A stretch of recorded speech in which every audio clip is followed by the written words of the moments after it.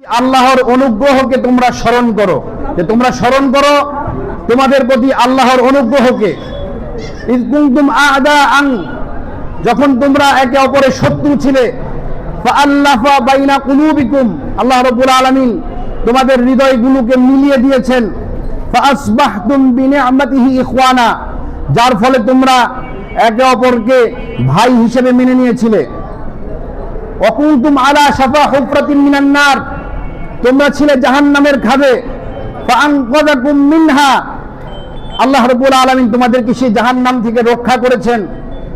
কাযালিকা ইউবাইয়িনুল্লাহু লাকুম আয়াতি, ঠিক এভাবে আল্লাহ রাব্বুল আলামিন তার নিদর্শনগুলো স্পষ্ট করেন। লাআল্লাকুম তাহতাদুন, যাতে তোমরা হেদায়েতপ্রাপ্ত হতে পারো, সত্য পথে চলতে পারো।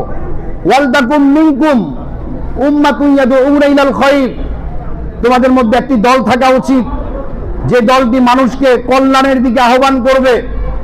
ওয়ায়ামুরুনা বিল মা'রুফ ওয়া ইয়ানহাউনা আনিল মুনকার, যে তারা মানুষকে সৎ কাজের আদেশ করবে, অসৎ কাজের নিষেধ করবে। ওয়া উলাইকা হুমুল মুফলিহুন, তারাই হচ্ছে সফলকাম। সাদাকাল্লাহুল আযীম ওয়া সাদাকা রাসূলুহুন নবিয়্যুল কারীম। আলহামদুলিল্লাহ, জাযাকাল্লাহু খাইরান। সম্মানিত শায়েখ জনাব মাওলানা আসিফ ভাইকে,